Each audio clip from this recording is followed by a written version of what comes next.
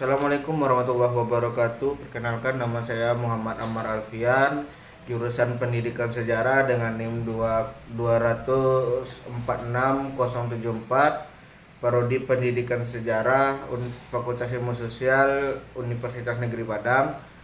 Baiklah, kali ini saya akan membacakan jawaban dari UTS Sejarah Indonesia Baru 1 dengan dosen Ibu Dr. Aisyah MPD dan Ibu Hera Astuti MPD. Baiklah, langsung saja. Nomor 1. Analisislah kenapa terjadi perbedaan pendapat di antara para ahli tentang proses masuknya Islam ke Nusantara, baik dari segi waktu kedatangan, negeri asal, dan golongan pembawaannya.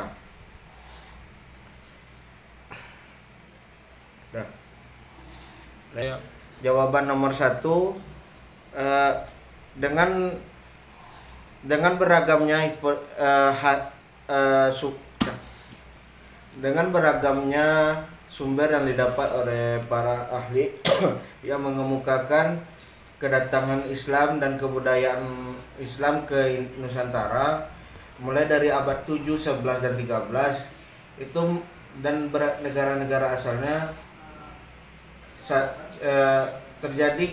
terjadi karena mereka menemukan sumber yang berbeda-beda, seperti Buya Hamka yang mengatakan Islam datang pada abad ke-7. Dia memiliki bukti bahwa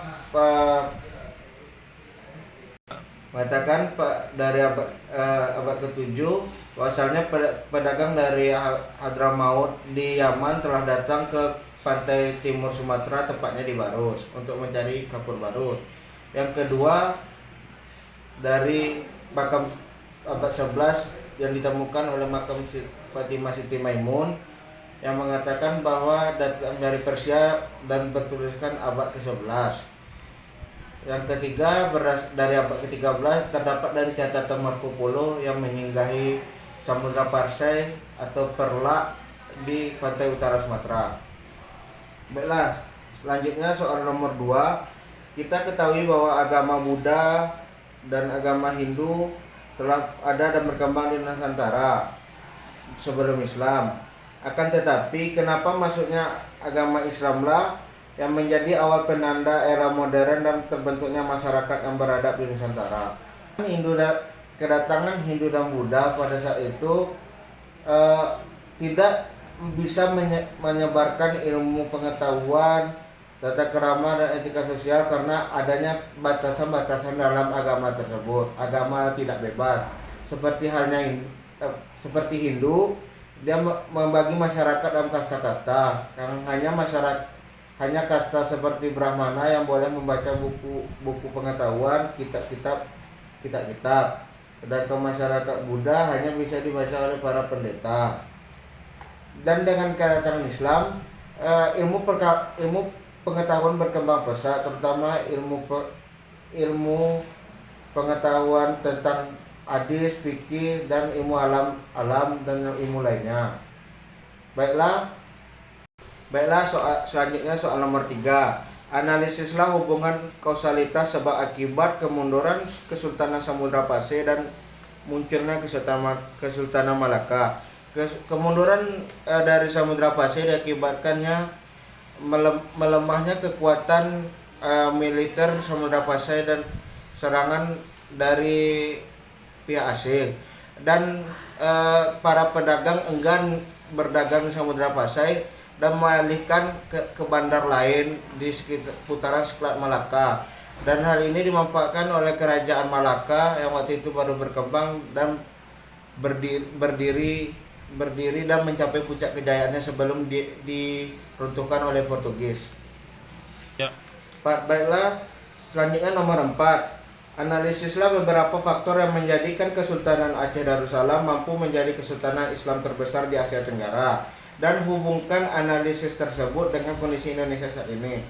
Yang pertama, faktor yang menyebabkan Kesultanan Aceh tersebut, Kesultanan Aceh letak geografisnya sangat strategis, berada di pintu masuk perdagangan yang menghubungkan perdagangan rempah-rempah dunia timur, Maluku, dan perdagangan sutra dari India.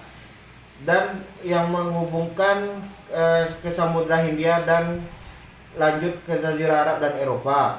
Kedua, pada saat itu Kesultanan Aceh memiliki diplomasi yang baik dengan kerajaan atau kesultanan di sekitarnya. Contohnya dengan kerajaan Mughal di India dan Turki Utsmani di di semenanjung Anatolia. Baiklah, dan ketiga faktornya adalah memiliki militer yang kuat. Kesultanan Aceh memiliki militer yang sangat kuat. Ini dapat terbukti dengan majunya persenjataan samudra Kesultanan Aceh pada saat itu dalam menghadapi Portugis di Malaka. Ya.